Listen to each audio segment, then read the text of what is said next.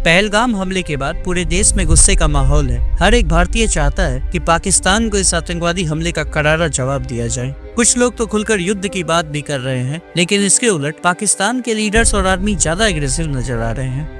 इसकी कीमत तुम्हें दिल्ली से लेकर मकबूजा कश्मीर के अंदर तक अदा करनी पड़ेगी, और जो हिस्सा इसमें कश्मीरी मुजाहिदीन का है, इंशाअल्लाह ताला वो पहले भी अदा करते रहे और आप पूरी कुव्वत और पूरी जुर्रत से अदा करेंगे। तुमसे जो होता है करो। पाकिस्तान ने खुद ही सीज फायर तोड़ना शुरू कर दिया है। अब सवाल ये उठता है, जब गलती पाकिस्तान की है तो फिर वही इतना अटैक मोड में क्यों दिख रहा है? क्या पाकिस्तान जानबूझकर युद्ध चाहता है? और इस सिचुएशन को टैकल करने के लिए इंडिया की क्या रणनीति होनी चाहिए? क्या हमें सच में युद्ध करना चाहिए? आज के इस वीडियो में हम फैक्ट्स के साथ इस पूरी सिचुएशन का गहरा एनालिसिस करेंगे। Now, India has announced a raft of measures to downgrade its ties with Pakistan. There have already been 3 wars in Kashmir alongside multiple insurgencies and decades of general political unrest. The UN has called on India and Pakistan to exercise maximum restraint as each side threatens the other in the wake of Tuesday's attack in disputed Kashmir. देखिए साहब, युद्ध के बादल छा रहे हैं।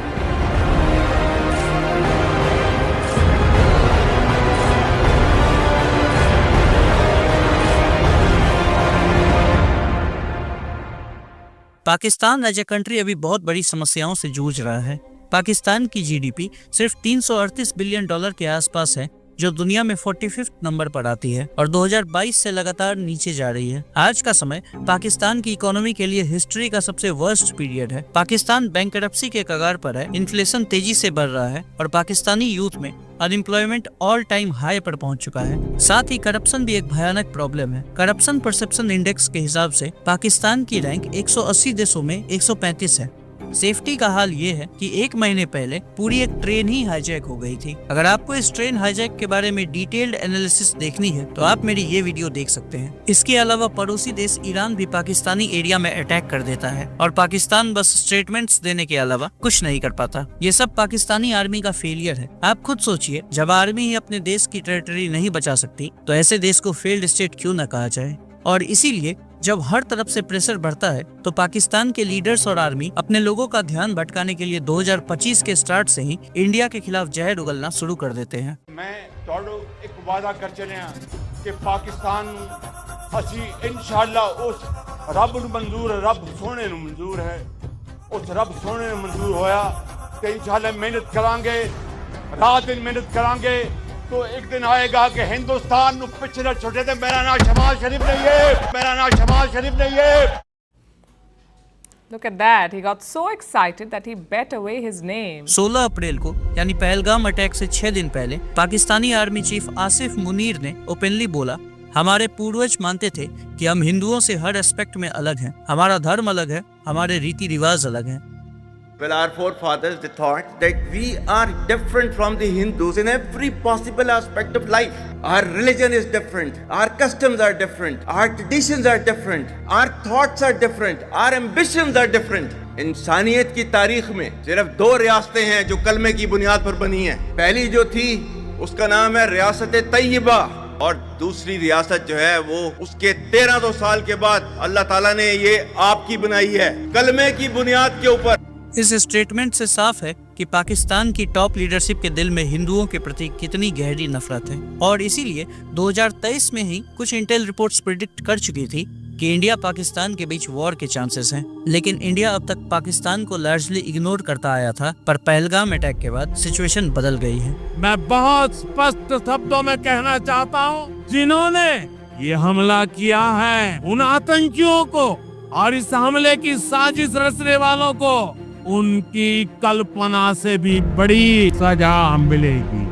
जब हम पहलगाम अटैक की डिटेल्स देखते हैं तो लगता है कि ये प्लान काफी जल्दी में बनाया गया था। अमरनाथ ट्रैक जो पहलगाम के पास से शुरू होता है वो जून में ओपन होता है, लेकिन अब अप्रैल में ही अटैक से 2 दिन पहले इसे इलीगल तरीके से खोला गया बिना प्रॉपर सिक्योरिटी के, और वहीं पर अटैक हो जाना वो भी कुछ ही दिनों में, ये इस बात का प्रूफ है कि अटैकर्स ने जल्दीबाजी में लोकेशन सेलेक्ट किया। अटैक के बाद पाकिस्तान की तरफ से जो स्टेटमेंट्स आए उसमें टेररिस्ट वर्ड का यूज नहीं हुआ, बल्कि इंडिया ऑक्युपाइड कश्मीर जैसे टर्म यूज हुए जो और प्रोवोक करने वाले थे। ऊपर से पाकिस्तान ने एलओसी पर फायरिंग भी शुरू कर दी है और वहाँ के मिनिस्टर टीवी चैनल्स पर ओपनली वॉर मॉन्गरिंग कर रहे हैं। ये जो 130 एटॉमिक हमारे पास वेपन है वो हमने सिर्फ मॉडल बनाने के लिए नहीं रखे हुए, और आपको पता ही नहीं कि हमने पाकिस्तान के किस किस हिस्से में रखे हुए हैं। ये दुनिया भी जानती है, आप भी जानते हैं, वरना आप तो इतने मक्कार बनिए हैं कि अभी तक पाकिस्तान के ऊपर कई दफा हमलावर हो चुके होते। आपने बड़ी दफा कोशिश की, लेकिन जब आपको पता चला कि हमारे शाहीन जो है फिजाओं में आ गए हैं तो आप भाग गए। तो इसलिए मैं दोबारा दोहराने लगा हूँ, ये जो बैलिस्टिक मिसाइल हैं, ये जो क्रूज मिसाइल हैं, ये जो शाहीन है, गौरी है, ये मैं फिर दोहराने लगा हूँ, ये हमारे चौकों में नहीं है, ये हमारे बिल्कुल आप इनका रुख आपकी तरफ है और किसी की तरफ नहीं है। हद तो तब हो गई जब पाकिस्तानी डिफेंस मिनिस्टर ने फ्लो में ये एक्सेप्ट कर लिया कि पाकिस्तान टेररिस्ट ग्रुप की मदद करता आया है। But you do admit, sir, that Pakistan has had a long history of backing and supporting and training and funding these terrorist organizations. Well, we have been doing this dirty work for the United States for about 3 decades, you know. Pakistan का इतना aggressive हो जाना और attack की timing को एक और aspect में देखना चाहिए। अभी कुछ दिन पहले अमेरिका ने चाइना पर 245% टैरिफ इम्पोज कर दिया था। जवाब में चाइना ने भी अमेरिका पर टैरिफ लगाया। इसका सीधा मतलब है कि चाइनीज प्रोडक्ट अमेरिका में महंगे हो जाएंगे और कंपनीज चाइना से बाहर निकलेंगी, और इन सब कंपनीज के लिए इंडिया एक स्ट्रॉन्ग अल्टरनेटिव बन रहा था। लेकिन इसी वक्त इंडिया में टेररिस्ट अटैक हो जाना एक बड़ी कोइंसिडेंस नहीं लगती। इससे इंटरनेशनल लेवल पर इंडिया में सेफ्टी को लेकर कंसर्न उठता है, जो ग्लोबल कंपनीज को बिल्कुल अच्छा नहीं लगेगा। इससे इंडिया की इमेज को नुकसान पहुंचता है। अमेरिकन प्रेसिडेंट ट्रंप हो या रशियन प्रेसिडेंट व्लादिमीर पुतिन, सबने टेररिस्ट अटैक की निंदा की, लेकिन चाइनीज प्रेसिडेंट शी जिनपिंग की तरफ से कोई भी बयान नहीं आया। क्या यह इंडिकेशन नहीं है कि पाकिस्तान की एग्रेशन के पीछे चाइना का साइलेंट सपोर्ट है? डिफेंस एक्सपर्ट्स का कहना है कि इंडिया को भी कूल होकर सिचुएशन हैंडल करनी चाहिए, क्योंकि पाकिस्तान के लिए युद्ध कोई बड़ी बात नहीं है। उनका तो सब कुछ ऑलरेडी बर्बाद है। एक बहुत फेमस कोट है ना, don't fight with a pig, you will get dirty and the pig will enjoy it. Pakistan वही पिग है जो इंडिया को गंदे युद्ध में खींचना चाहता है। हमें ये भी देखना चाहिए कि कश्मीर का इमेज पिछले कुछ सालों में टूरिज्म के लिए काफी इम्प्रूव हुआ था। 2020 में 34 लाख टूरिस्ट कश्मीर आए थे और 2023 में यह संख्या बढ़कर 2 करोड़ 11 लाख हो गई थी। टूरिज्म से वहाँ एम्प्लॉयमेंट मिलती है, इकोनॉमी ग्रो करती है, लेकिन टेररिस्ट अटैक का सबसे बड़ा नुकसान इसी सेक्टर को होता है। इस अटैक के बाद जम्मू कश्मीर में टूरिज्म के बुकिंग्स 80% तक कैंसिल हो चुकी है। अगर युवा अनएम्प्लॉयड रहेंगे तो वो टेररिस्ट ग्रुप के लिए इजी टारगेट बन जाएंगे। जैसा कहते हैं ना, खाली दिमाग शैतान का घर। इसीलिए इंडिया को अपनी इकोनॉमी और इंफ्रास्ट्रक्चर को मजबूत बनाना होगा। लोगों को भरोसा दिलाना होगा कि कश्मीर सेफ है। तब हम बिना लड़े पाकिस्तान को सबक सिखा सकते हैं। ठंडे दिमाग से सोचे तो यही बेस्ट स्ट्रेटजी है। पर इसका मतलब ये नहीं है कि हम टेररिस्ट को छोड़ दें। उनको तो जरूर उन्हीं की लैंग्वेज में जवाब देना होगा जैसे इंडियन आर्मी दे भी रही है। लेकिन फुल स्केल वॉर इंडिया के लिए भी ज्यादा नुकसानदायक ही साबित होगा। आपके हिसाब से एक बेटर स्ट्रेटजी क्या हो सकती है? आप मुझे कमेंट्स में लिख कर बताइए।